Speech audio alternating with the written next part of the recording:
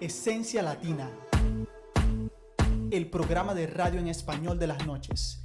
Unámonos a este espacio lleno de entretenimiento en donde daremos a conocer las últimas tendencias en el mundo del espectáculo, cultura, y juntos podremos disfrutar, cantar y bailar la música del momento. Solo aquí, en Esencia Latina. Estaremos contigo cada martes de 9 de la noche a 10:30 de la noche. Sintonízanos solo por la 99.1 FM en Demerara y Esequibo y por la 99.5 FM en Berbice. Únicamente aquí, en Kaieteur Radio. Pégate ya. Tú dale lento.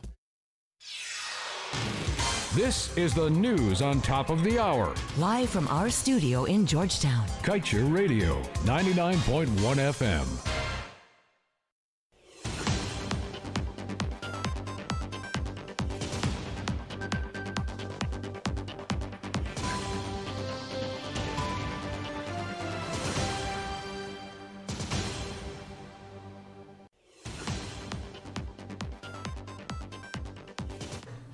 Good evening, welcome to this evening's Newscast on Kaieteur Radio. Kevin Smith here. Before we get to the news in detail, let's get to today's front page comment of the Kaieteur News.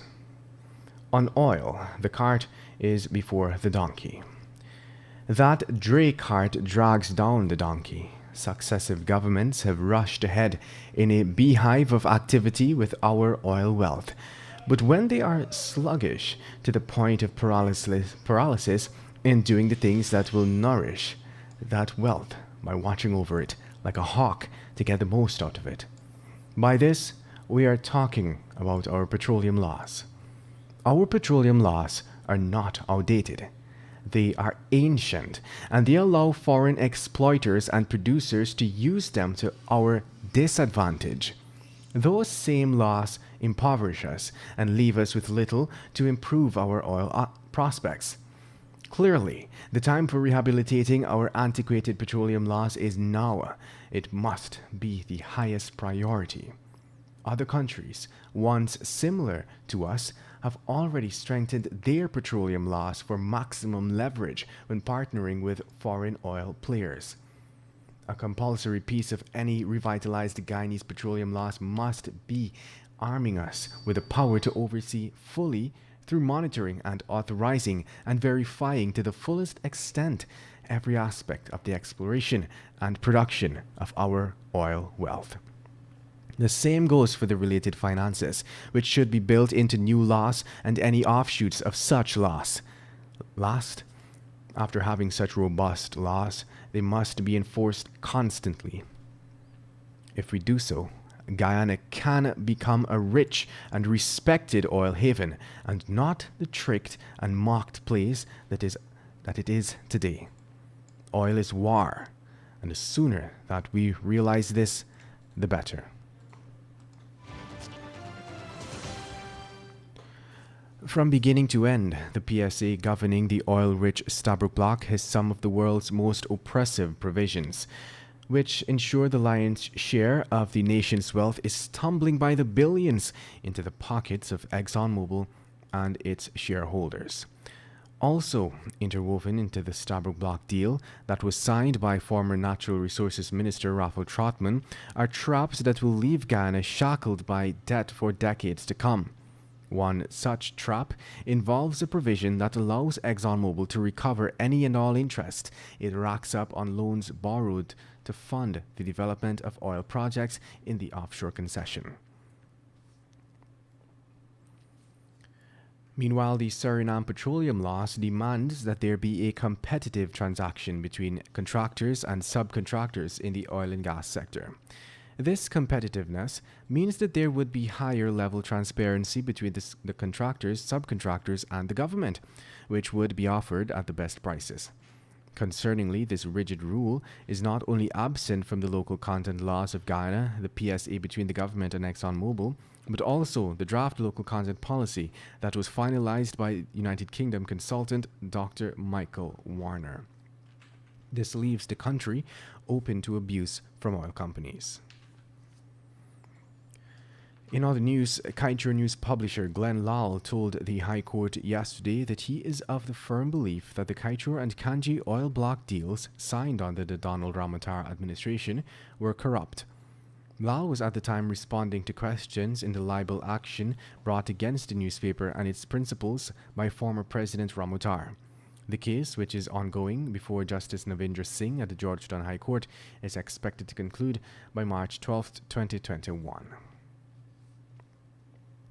And moving on, NISIL yesterday refuted claims by its former CEO of a board meeting purportedly held to authorize an amendment to its land leases. That amended clause resulted in the large-scale transfer of prime state lands situated at Peters Hall, now under investigation by the current administration. Colvin Heath London, who was released on bail yesterday, had sought to clear his name of fraud allegations by pinning the blame on his predecessor, the late Horace James. But according to the recently appointed NISIL board, that board meeting never occurred. NISIL claimed too that the documents released by London's attorney appear to be fabricated, as they lack the normal format used by the company. Let's tell you now that the Stabroek Block offshore Guyana currently holds over 9 billion barrels in oil equivalent resources. To develop such a massive oil and gas reserve, there will be an urgent need for facilities close to the shoreline to support setting up for equipment before it is transferred offshore, along with maintenance work for vessels. These shore-based facilities make billions of dollars for providing such services. Baker Hughes, an American company that boasts of being one of the world's largest oilfield services companies, is chomping at the bit to get in on this action. In fact, the Texas-based firm is awaiting approval from the EPA to construct a $8 million shore-based facility at Land of Canaan. Let's tell you now that PNCR member and attorney James Bond was today arrested as investigators continue their probe into the large-scale giveaway of prime state lands at Peters Hall. Guyana's crime chief Wendell Blanham confirmed Bond's arrest. The attorney also posted to his Facebook account that he was being taken into custody at the Criminal Investigation Department, headquarters at Ivlery. And moving on, the contract of the Commissioner of the Guyana Lands and Survey Commission, Trevor Benn, has been terminated following a 42-day leave of absence in September. His termination will be effective from February 4th, 2021. When Ben was sent on his immediate leave, he was asked to prepare a document of all matters pending or in progress for President Irfan Ali. In the letter that was penned by the Permanent Secretary of the Office of the President, Abina Moore, it had been requested that the GLSC Commissioner prepare a handover or takeover statement to be given to the CEO acting, Enrique Muniz.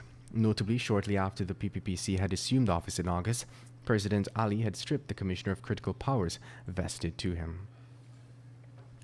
And that brings us to the end of this evening's newscast. I am Kevin Smith. Thank you for listening.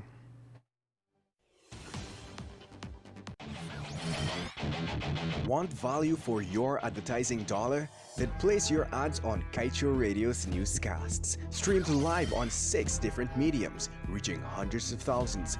Advertise today and watch your dollar grow. Call us on 225-8465 or 226-8210 today.